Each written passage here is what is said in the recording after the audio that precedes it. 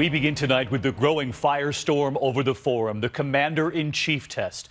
Donald Trump and Hillary Clinton both under fire. Trump's words about American generals, Clinton's promise no ground troops ever again in Iraq. And tonight here, straight to the new polls. Take a look at the key battleground states. Clinton with a very slight lead in Pennsylvania. Trump up by 1 in Ohio.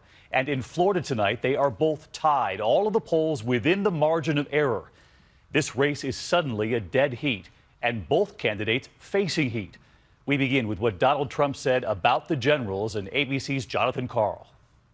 Campaigning in Ohio today, Donald Trump blasted Hillary Clinton's performance in that national security forum. She's got to get her act together.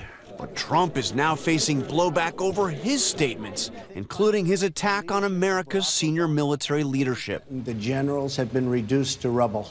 They have been reduced to a point where it's embarrassing for our country.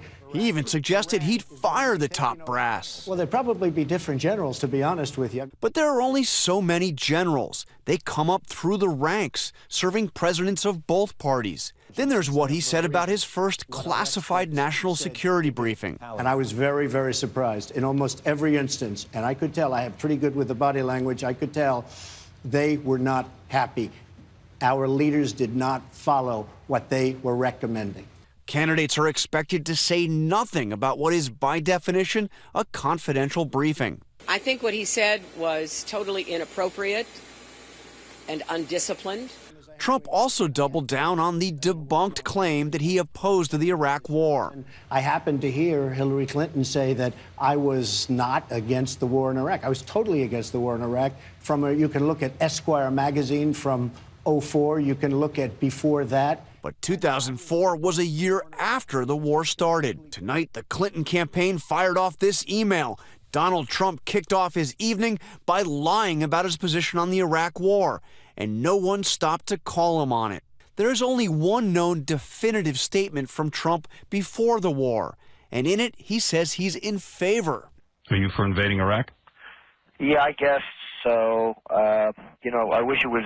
I wish the first time it was done correctly. At the forum, Trump was also pressed about his plan for defeating ISIS. For more than a year, he has said he has one.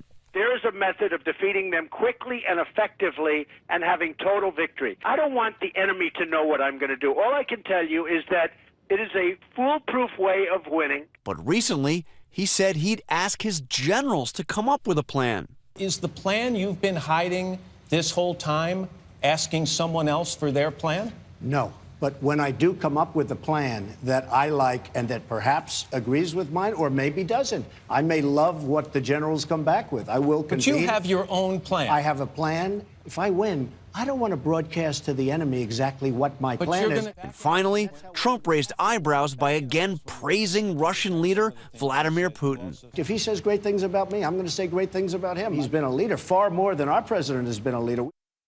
And Jonathan Karl with us live tonight. John, Trump not only standing by his praise of Putin, but citing Putin's poll numbers in Russia. Well, you know that Donald Trump loves to talk about polls, and he said that Putin has an 82% approval rating in Russia.